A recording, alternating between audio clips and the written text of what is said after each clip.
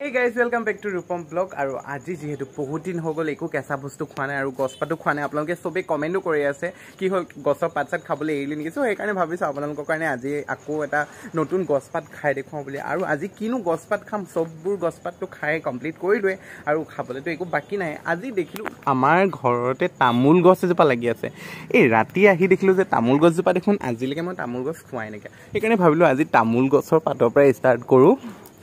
আৰু বলকচোন তামোল গছৰ পাতৰ হোৱাটো আপোনালোকক জনাও কেনেকুৱা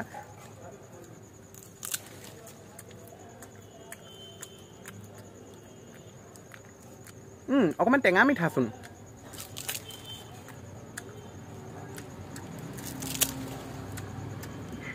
আজিলৈকে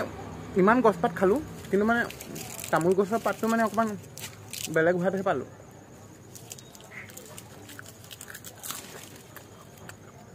আৰু কিবা লাগি আছে এইফালে দেখিছেনে লগতে আৰু কিবা লাগি আছে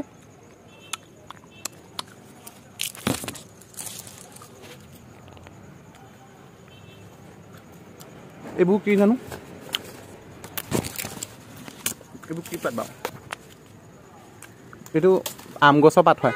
আম গছৰ পাত নাখাওঁ বাৰু আম গছ পাত খাইছোঁ আগতে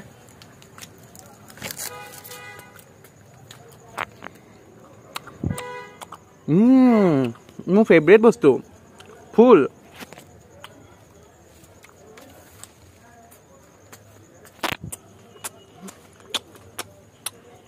আৰু লগতে পাতো খাওঁ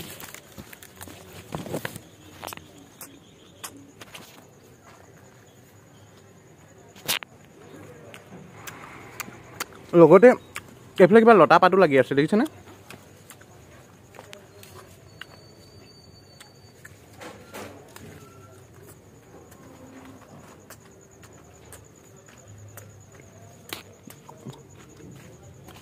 আৰু কিবা লাগি আছে নি বাৰু এইফালে নেমু লাগি আছে দেখিছেনে আৰু এতিয়া ইয়াৰ পৰা এটা নেমু খাই লওঁ আইও নেমু গছৰ কাইতে খুচিলেও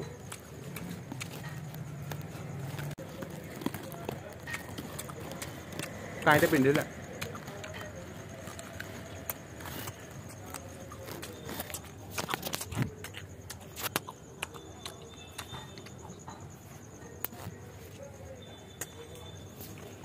দেখিছেনে নেমুটো ইমান ধুনীয়া টেঙা হৈছে নহয়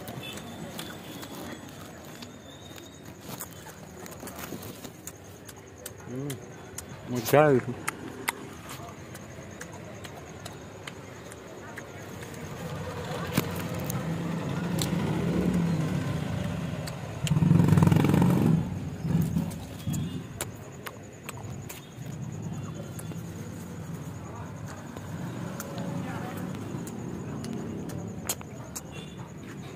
মজা